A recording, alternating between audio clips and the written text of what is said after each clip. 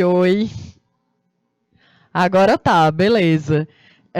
Então, gente, olá, boa noite. Eu sou a professora Kelly Campelo. Nós estamos iniciando mais uma aula de Sociologia aqui pelo canal Educação.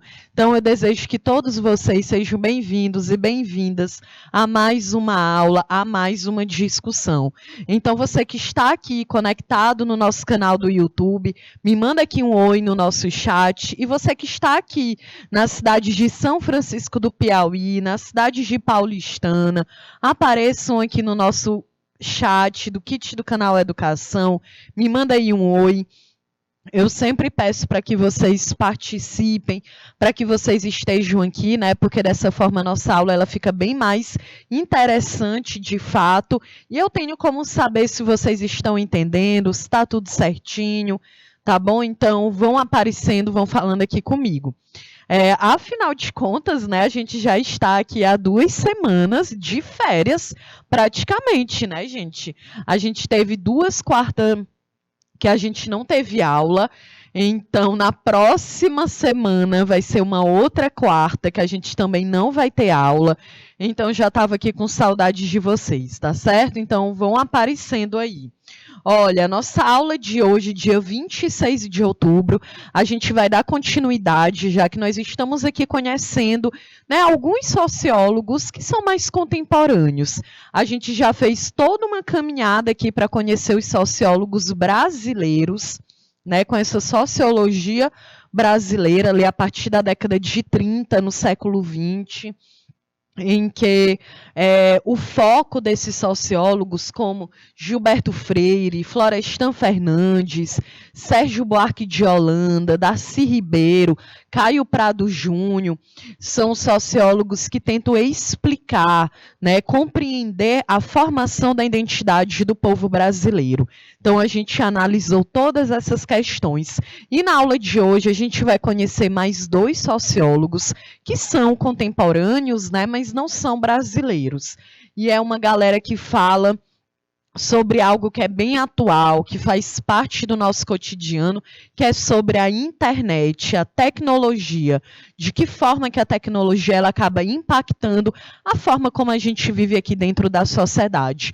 Nós já sabemos, né, gente, que a tecnologia, a internet, ela tem feito parte cada vez mais do nosso cotidiano. A própria forma como essa aula ela acontece é através da tecnologia, né? Então, a gente precisa aqui, claro, de recursos humanos, né, de pessoas desenvolvendo esse trabalho, mas a gente também precisa do recurso tecnológico. Eu preciso de um microfone, de uma boa iluminação, de um computador, uma câmera, uma rede de internet, e é algo mais atual, né, algo talvez impensável há 30, há 50 anos atrás, a gente desenvolveu uma educação aqui, através da tecnologia, né? Hoje mesmo eu estava discutindo sobre tecnologia na série lá no curso técnico, e aí a gente chegou numa reflexão, né? Já pensou, gente, se essa pandemia que estourou aqui no início do século, no início do ano de 2020, ela tivesse acontecido há 10, há 30 anos atrás, seria muito complicado, porque se hoje no Brasil a gente tem uma média de 63 milhões de pessoas sem acesso à internet, era muito pior há 10, há 20 anos atrás, né? Eu lembro, gente, que no início do ano 2000, entrando no século 21, eu era criança, né? Eu tinha uns 9, 10 anos de idade, eu tinha uma vizinha que ela tinha ganho um computador no aniversário dela de 15 anos. E eu lembro como se fosse hoje, que todo mundo na minha rua foi para a casa dela para poder ver aquele computador, né? Porque era algo que eu já tinha visto na escola que eu estudava, mas a gente não tinha acesso, a gente não tinha muita noção. Então, eu lembro que foi minha rua inteira, a gente foi lá para a casa dela para poder ver aquele computador, né? Então, imagina, se a gente tivesse passado por uma pandemia lá no ano 2000, a gente teria ficado sem estudar, né? Porque internet, gente, quase ninguém tinha internet, né? Então, é algo que tem sim feito cada vez mais parte do nosso cotidiano, tem sim impactado a nossa vida em todos os setores que a gente possa imaginar. E a nossa aula de hoje é justamente para poder compreender um pouco isso, através aqui, né, das ideias do Pierre Levy e do Manuel Castells. Então, vamos lá, né, entender a relação que existe entre a tecnologia e as mudanças sociais, né? Primeiro, gente, nós já sabemos que a sociologia é uma ciência que ela nasce ali no século XIX, que ela tenta compreender, né, os fenômenos sociais, como que a gente interage dentro da sociedade que nós estamos inseridos, né? Então, a sociologia, ela estuda as formas como a cultura e as estruturas sociais influenciam a tecnologia também. Porque se a tecnologia ela é desenvolvida pelo ser humano, também é um conteúdo que interessa à sociologia. Já a tecnologia é a aplicação da ciência para tentar resolver algum problema da nossa vida cotidiana, né? A tecnologia ela foi assim, com o surgimento da economia ainda na antiguidade, né? Com a eletricidade, com a internet. Hoje a gente tem inúmeros meios da gente poder se informar, da gente poder se comunicar. Então a gente tem televisão, o rádio, nem tanto, né? Mas a gente tem televisão, computador, o avião, satélite, telefone celular, né, internet, gente, tudo isso foi de fato modificando a forma como a gente vive, foi modificando a forma como a gente se comunica, né? Porque se a gente pensar em relação à forma de se comunicar, hoje a gente tem redes sociais, né? Um WhatsApp, por exemplo, em que eu posso trocar uma mensagem contigo, tanto escrito ou através de áudio, e tu vai poder ver aquela mensagem automaticamente. Basta tu ter internet no teu celular. Não é isso?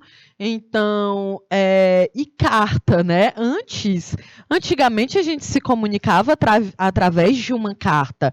Tu já enviou alguma carta alguma vez na vida? Eu lembro, gente, que a única carta que eu enviei na minha vida foi quando eu fazia o ensino fundamental e a professora, o conteúdo era sobre carta, lá na redação. E a atividade, que era valendo ponto, eu poderia escolher uma colega minha, uma amiga minha lá da sala de aula, e eu iria escrever uma carta para ela e ela uma carta para mim. E o exercício foi, eu fui lá nos correios do meu bairro, coloquei a cartinha lá, né? Eu lembro como se fosse hoje, né? Que a sala inteira teve que fazer essa atividade, todo mundo ali ansioso para saber o que o outro tinha escrito, né? Eu lembro que a carta que a minha amiga escreveu demorou mais de 2 semanas para chegar na minha casa, sendo que a gente mora na mesma cidade, né? Que era na cidade aqui de Teresina. Então, a única carta que eu enviei na minha vida foi uma carta porque era uma atividade quando eu fazia o ensino fundamental. Então, a gente não tem mais esse hábito. A gente perdeu esse hábito justamente porque a gente tem o quê? A tecnologia ao nosso favor, né? Eu lembro também que ali por volta do ano de 2005, acho que sim, né? O meu irmão foi morar fora do Brasil e aí eu nunca tinha tido um e-mail. Fiz um e-mail que era justamente para a nossa família conseguir se comunicar com ele, porque ligar era muito caro, né? Então, carta não ia dar, ia demorar tempo demais para a gente saber o que estava acontecendo com ele, né? Então a gente fez um e-mail, eu fiz um e-mail que era para eu conseguir me comunicar com ele. Então, gente, isso é a tecnologia, ela aproxima também as pessoas, ela traz um impacto para a nossa vida. Não tem como hoje a gente dizer que a internet, que a tecnologia, ela não impacta a nossa vida. Tá certo? E aí, por isso, a gente tem aqui esse sociólogo Pierre Levy, que ele é conhecido como filósofo da cybercultura, né? Então, ele é um filósofo sociólogo, né, de nacionalidade francesa, e ele é um dos principais pensadores quando a gente fala do impacto da tecnologia na nossa vida em sociedade, né? Ele tem um livro intitulado o que é virtual. Né? Então, ele diz que a relação do ser humano com a tecnologia fez surgir novos espaços de ação cultural e social. Né, espaços que não existem fisicamente, mas que se concretizam na memória do computador de um modo virtual. Então, isso é para a gente poder compreender. Muitas vezes a gente acha que interação entre as pessoas ela só existe quando essa interação ela é dentro, né, de um meio real. Né? Então, eu estou aqui com a galera de São Pedro do Piauí, é como se eu só fosse interagir com eles se fosse dentro de um sistema real, presencial, a gente se vendo, a gente se tocando. Não é assim, né, gente? A tecnologia, ela nos possibilita também convivermos dentro de um espaço virtual. Então, eu estou aqui com vocês no agora, né? Inclusive, cadê vocês? Cadê São Pedro do Piauí aqui no nosso bate-papo? Vocês estão sempre aqui comigo, participando da aula. Então, cadê o professor presencial? Manda um hello aí para mim. Então, a ideia aqui é justamente que o nosso meio virtual também é um lugar que a gente interage, também é um lugar que a gente troca uma ideia, troca um conhecimento.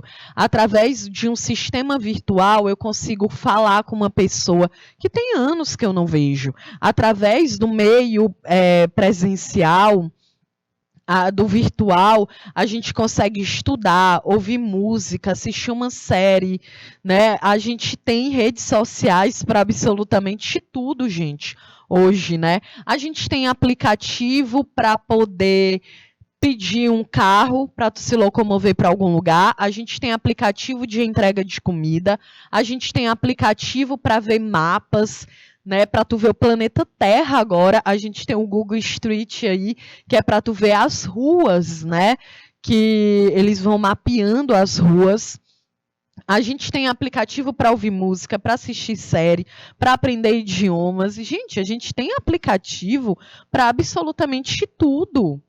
Então, é uma prova de que, de fato, a tecnologia ela impacta, sim, a forma como a gente vive, ela impacta a forma como a gente aprende. Tá certo? Ó, aqui no nosso bate-papo eu tô vendo a Gisele. Olá, Gisele. E a Marileide, que é de Guaribas. Ah, gente, Guaribas também tá sempre aqui comigo. Que bom, Guaribas, que vocês estão aqui, porque vocês não apareceram aqui na minha relação de polos. Eu até fiquei preocupada, mas que bom que vocês estão aqui, viu? Porque vocês sempre estão aqui discutindo comigo. Então, sejam todos bem-vindos, tá bom? Então, a gente está discutindo aqui sobre esse impacto da tecnologia, né? E o Pierre Levy, ele diz justamente isso. O espaço virtual é um espaço que ele não existe de forma presencial, mas ele é um espaço que existe, sim. Né? A gente está aqui se comunicando, vocês estão me vendo, a gente pode trocar um conhecimento, uma ideia. Então, o espaço virtual ele tem um impacto muito profundo. É até importante a gente analisar isso, né? Porque muitas vezes, né, tem crescido muito na internet comentários, as pessoas vão lá e fazem um discurso de ódio na internet. E aí acha o quê? Ah, tá com perfil falso, não é a tua imagem real lá no teu perfil, é um fake, né? Então, as pessoas acham que na internet elas podem falar o que elas bem entenderem. Elas podem ofender uma pessoa, um grupo social, da forma como quiser. E não é verdade, gente. Por isso mesmo a gente tem delegacias, né, de crimes virtuais. Eu posso denunciar tanto um perfil na internet como, de fato, ir em uma delegacia e fazer uma denúncia. A gente precisa compreender que se tu comete um crime na vida real, tu também pode cometer um crime dentro da internet, né?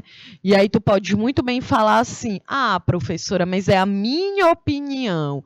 Gente, só porque é a sua opinião não quer dizer que é algo verdadeiro, não quer dizer que seja algo absoluto, é apenas a sua opinião, é apenas o teu ponto de vista sobre um determinado assunto.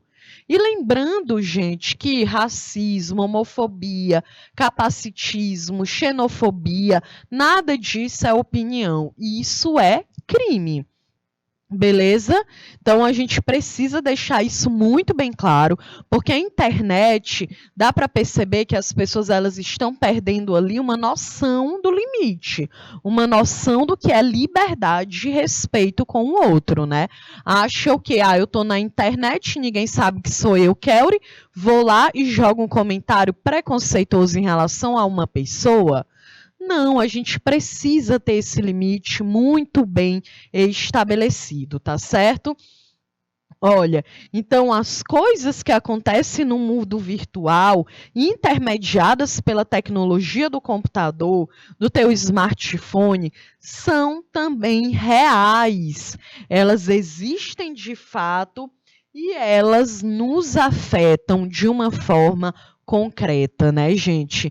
Por isso, eu acho que eu até já trouxe aqui alguns casos, né, que a gente já discutiu sobre pessoas que recebem comentários ali cheios de preconceito, acabam tirando a própria vida, né? A gente tem alguns casos, eu lembro de um caso aqui em Teresina, não, foi em Parnaíba, aqui no Piauí, eu não sei se foi 2000, acho que foi 2015, né, de uma estudante que vivia lá em Parnaíba e ela teve um vídeo dela exposto, era um vídeo com um teor sexual, foi exposto na internet e ela acabou tirando a própria vida por causa dos comentários que ela recebia lá no Twitter, né? Então eu lembro que foi algo muito chocante, gente, muito triste, né? A gente ter uma pessoa tão jovem, uma adolescente, que é impactada por discurso de ódio na internet.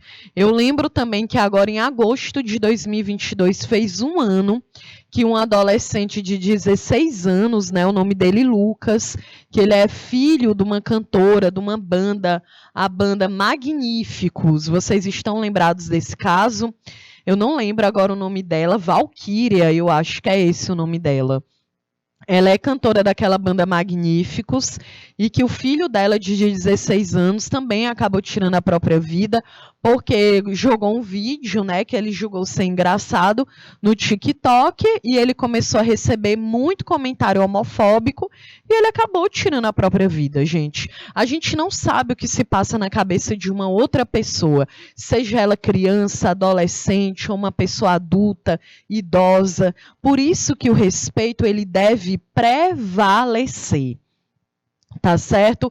A gente precisa entender que, eu pintei o meu cabelo de rosa. Aí a Gisele vai lá e comenta no meu Instagram: Nossa, que cabelo horrível. Aí eu vou dizer pra Gisele: Gisele, mulher, aí tu não pinta o teu cabelo. É simples assim, né, gente? Eu vejo a Gisele com uma determinada roupa, vou lá dizer: Ai, Gisele, tá feia essa roupa. Pra quê? Para que a gente vai ficar fazendo comentário inconveniente, comentário que a gente vai apenas afetar o psicológico de uma pessoa? Eu não ganho nada com isso, ela não ganha nada com isso, só vai se gerando mais preconceito e violência dentro da internet. Então, entender, gente, que esse cyberespaço é um lugar virtual, né? É como define o Levi, como o espaço da comunicação aberto pela interconexão mundial dos computadores, né? Mas são pessoas que estão ali naquelas redes sociais.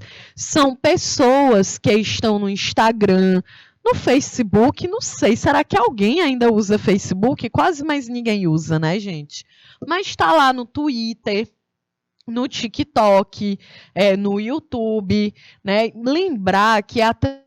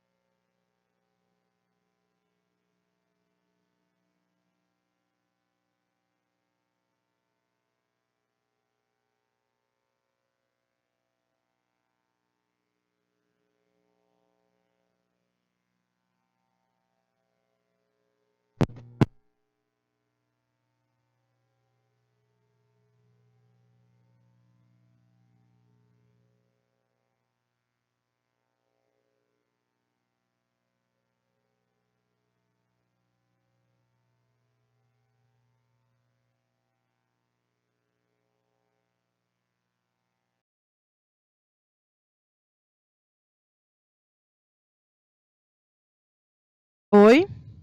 Beleza. Ok, então estamos aqui de volta. Então, olha só o que eu estava aqui comentando com vocês, né, gente? Esse espaço que a gente ocupa dentro da internet é um espaço real, né? Então, por que eu vou fazer um comentário maldoso, um comentário preconceituoso, gente, para ofender a existência de uma outra pessoa? É fundamental que a gente tenha essa noção de respeito, de limite, ainda mais dentro da internet, né? Então, seguindo esse raciocínio aqui do Pierre Levy, né, ele também chega a essa ideia da cybercultura, que é uma cultura que ela é compartilhada de uma forma específica nas redes sociais. Então, existe uma forma de linguagem, de comunicação que ela é própria da internet.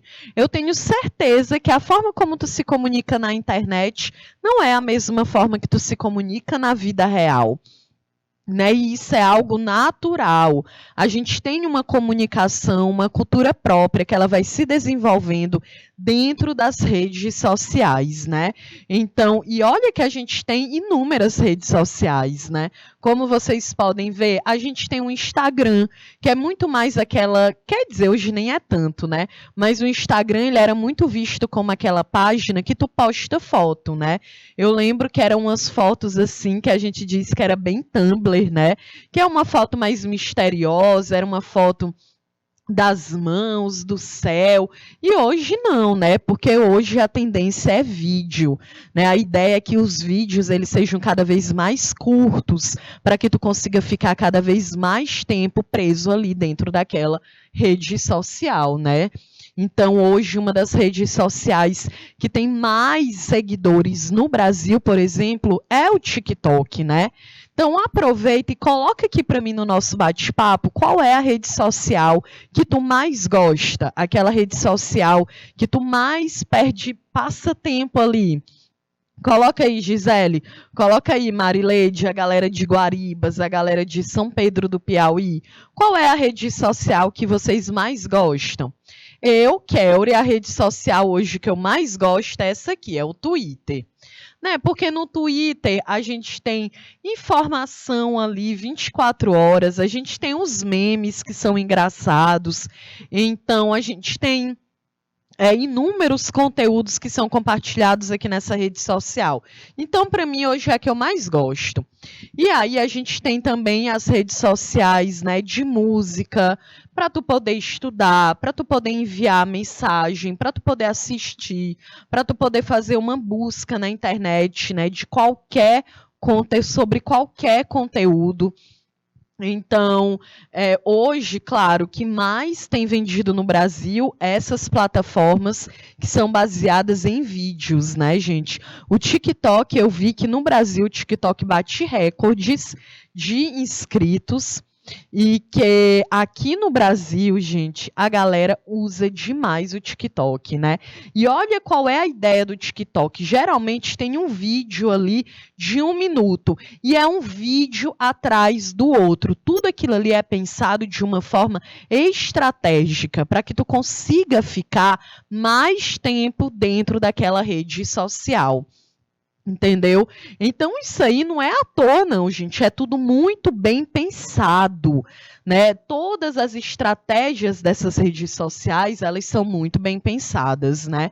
Hoje no Brasil, Josiel, alguém está comentando aqui para mim no bate-papo, mas eu não estou conseguindo ver por causa das mensagens públicas. Tu pode aí diminuir para mim, por favor? Olha, a Gisele, ela me disse que a que ela mais gosta é o TikTok, tá vendo, Gisele?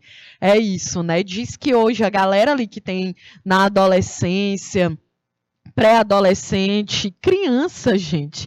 A galera tá muito assistindo o TikTok, porque o TikTok ele tem essa estratégia. É um vídeo curto e é um vídeo que fica ali um atrás do outro, né?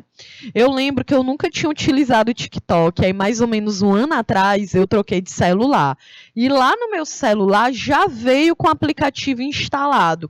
Eu não tenho conta, né? Mas dá para tu entrar no TikTok mesmo sem conta e ver tudo, né? E aí eu lembro, gente, que eu queria cortar meu cabelo. E eu coloquei lá no TikTok como cortar um cabelo cacheado.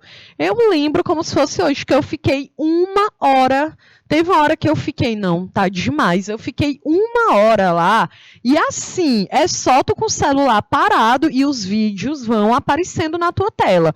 Um vídeo atrás do outro, um vídeo atrás do outro, né? Isso também é uma estratégia da marca, né? Ela nem deixa, tu nem precisa escrever sobre quais os vídeos que tu quer. Tá lá uma infinidade, aquilo que tá nos trends, aquilo que tá mais famoso, né? A Gisele também disse que dá para estudar no TikTok. Verdade, a gente tem pessoas que estão cada vez mais criando conteúdo na internet. Tem médico, tem professora, tem advogada, tem tudo quanto é profissão que tu possa imaginar, as pessoas estão criando conteúdo na internet. Inclusive, a gente tem profissão que é só para poder estudar o marketing dentro da internet, gente. Né? Então, realmente o impacto da internet e das redes sociais na nossa vida, né? As pessoas, elas criam uma comunidade, elas criam um grupo de pessoas que te seguem, né? Isso eu lembro, num projeto de vida, que é na primeira série do ensino médio, a gente estava discutindo sobre internet, e aí eu falei, gente, joga aí no nosso chat uma pessoa bem famosa que tu gosta, né, na internet, que eu quero saber se eu conheço. Muita gente eu não conhecia. Né? Até porque devo acessar coisas diferentes, né, na internet. E aí essa pessoa lá, ela colocou para mim um nome de uma digital influencer que inclusive eu acho que ela acabou de ter bebê essa semana. E aí eu fiquei muito impressionada, gente, que eu nunca tinha ouvido falar. Fui lá no Instagram da menina, da Digital Influencer, e ela basicamente mostra a vida dela, né? Então, ela acorda e ela dá bom dia, e ela vai dormir, e é o dia inteiro a vida dela na internet. Por quê? É uma estratégia. Né? A internet, a gente precisa compreender que tudo é uma questão de estratégia. Aqueles conteúdos ali, eles não são orgânicos, né? É tudo muito bem pensado. Como é que eu posso te convencer? Como é que eu faço para tu ficar mais tempo? E aí, eu lembro que a gente vê muito ali, né, nesse próprio story dela, muita venda, né? Então ela dá bom dia, aí ela posta 3 stories, o quarto ela tá vendendo o perfume dela. Depois ela tá vendendo o shampoo e o condicionador de criança. Depois ela tá vendendo outra coisa. Então, essa internet, a gente vira um consumidor. Por isso também é muito importante que a gente tenha cuidado com o que a gente consome, tá certo? A Marileide disse que ela gosta do quê? Eu nem conheço Marileide. Que rede social é essa? KAK, é isso mesmo? Coloca aí pra mim, é o Kawaii. Eu sei que existe um Kawaii, que é tipo um TikTok, né? É isso que tu tá querendo dizer aí? Porque isso aí eu não conheço, não. Então, para tu ver, né, o tanto de rede social que a gente tem. E aí também é muito importante que a gente pense sobre isso aqui, sobre ciberdemocracia, né, gente? Entender que a internet, ela também precisa ser um lugar democrático, que as pessoas, elas possam, que elas saibam, né, discutir. A grande questão hoje na internet é porque todo mundo parece que é o dono da razão. Então, eu começo a discutir aqui com a Gisele, eu quero que a Gisele acredite e mude a opinião dela para ela passar a pensar da mesma forma que eu. E eu quero, né, e a Gisele quer me fazer acreditar apenas na opinião dela. E aí é que se criam os conflitos, gente. Só porque é minha opinião, como eu falei, não quer dizer que seja verdade, não quer dizer que seja absoluto. É só meu ponto de vista, é o mundo que eu vivo. E eu acabo criando uma opinião sobre tudo que está ao meu redor. Né? E ainda dentro da democracia, a gente sabe que dentro da internet, a gente acabou encontrando um lugar se expressar, para a gente poder dizer o que a gente pensa. Mas, como eu falei, é preciso entender que existem pessoas na internet e que os seus direitos eles devem ser respeitados. Aí sim a internet ela vai ser democrática.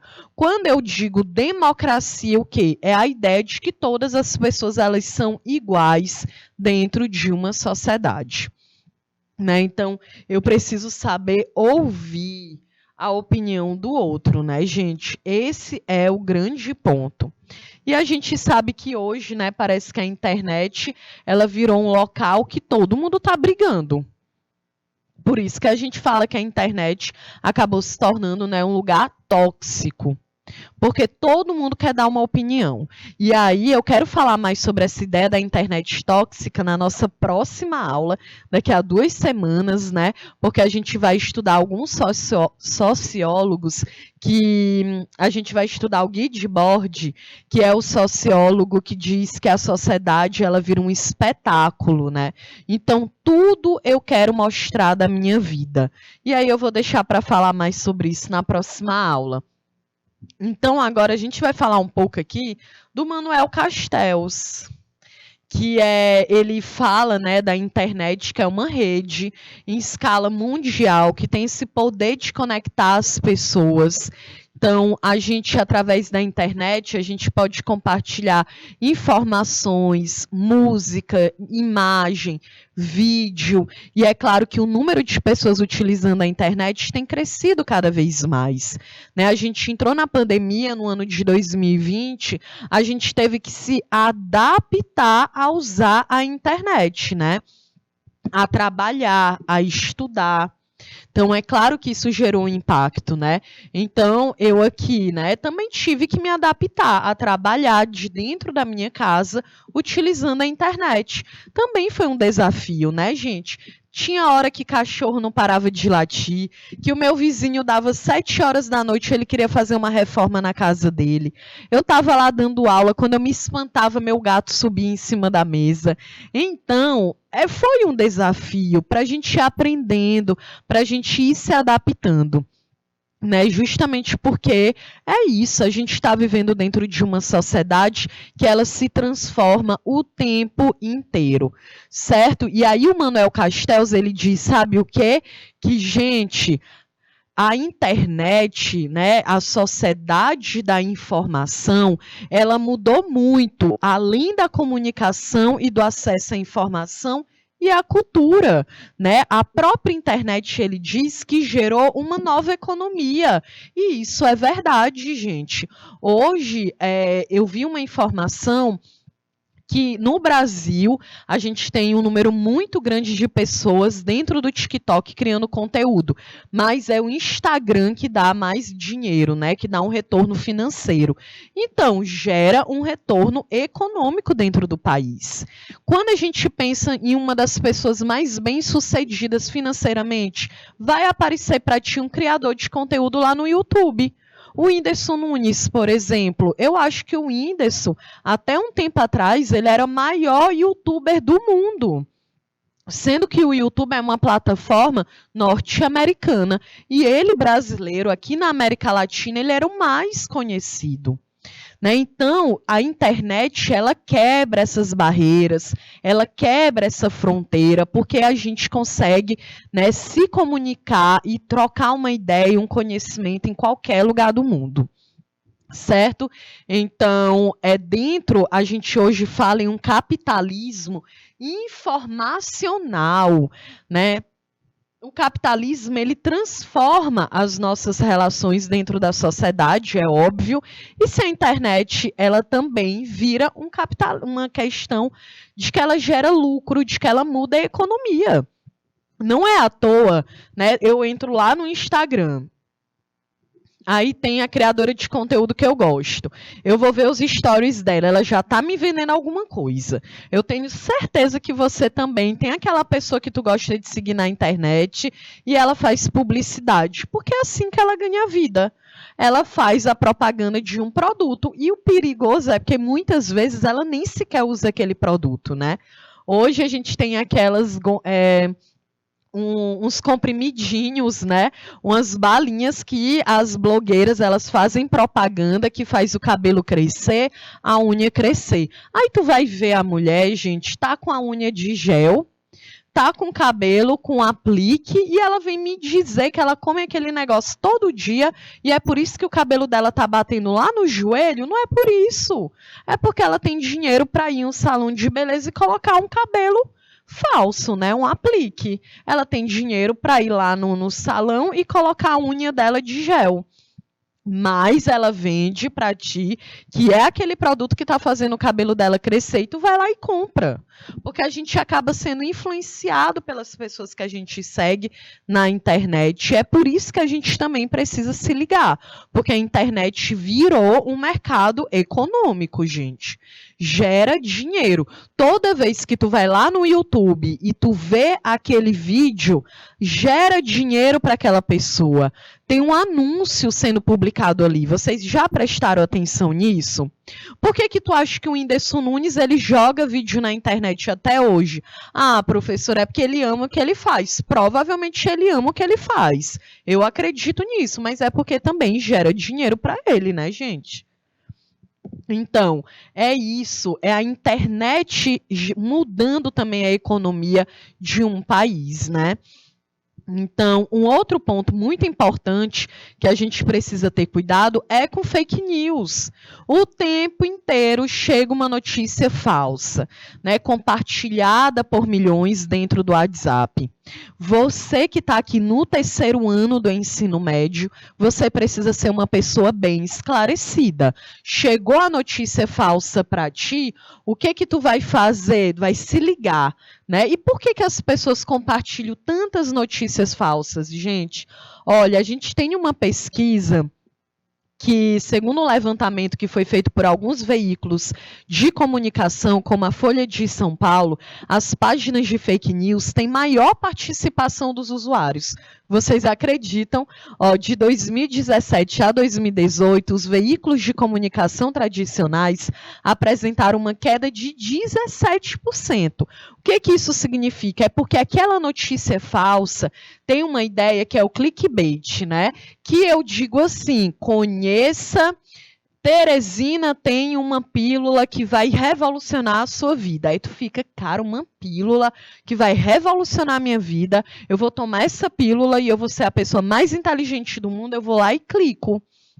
E aí tu entra, não tem nada escrito, né? Tem só um parágrafo. Aquilo ali é só para fazer tu clicar naquela página para virar um lucro, um dinheiro para dentro daquele site, né? Então, as notícias falsas, elas sempre têm, gente, uma chamada que é para te convencer, que é para tu ficar, nossa, eu preciso ler essa matéria, porque senão eu vou morrer em 2 segundos, né? Então, tem muito esse apelo, né? São as chamadas aqui as sensacionalistas, né? Que já te induzem ao erro. E quem deseja espalhar um boato, ele pode retirar de contexto um dado ou uma declaração para usar em o seu título, né? Para gerar realmente aquela ideia de que tu precisa ler aquela matéria. Então, a dica que eu sempre dou, gente, é o quê? Você considerar a fonte que você está lendo aquela matéria. Será que quem escreveu aquela matéria é uma pessoa comprometida com a verdade? Será que aquele jornalista é um jornalista sério, que escreve para um jornal que é sério também? Verifica a data da matéria. Às vezes as pessoas compartilham uma notícia que já tem 10 anos. Mudou o contexto, então presta atenção na data. Será que é uma matéria que está só sendo preconceituosa? Tu vai passar para frente um preconceito? Claro que não, né? Então, gente, leia mais, né? Vamos ter atenção sobre as informações que estão chegando até a gente, né? Para que a gente não fique justamente caindo em nenhuma fake news, tá bom? Bom, então a gente está aqui encerrando a nossa aula, é isso? Nós estamos aqui chegando ao final da nossa aula. Eu trouxe aqui 2 questões, mas eu vou deixar para a gente também responder na nossa próxima aula, que a gente vai conhecer o Pierre Bourdieu e o Guy Debord. E aí é muito interessante, né? O Guy Debord eu gosto muito, porque ele vai falar muito de que tipo de sociedade é essa que a gente vive, que a gente é a sociedade do espetáculo. Beleza? Então, eu sou a professora Kelly Campelo. Coloca aí no bate-papo se você gostou da aula, se você conseguiu entender. Né? Um ótimo feriado aí na próxima semana e em breve a gente se encontra aqui novamente. Então, beijos e até mais.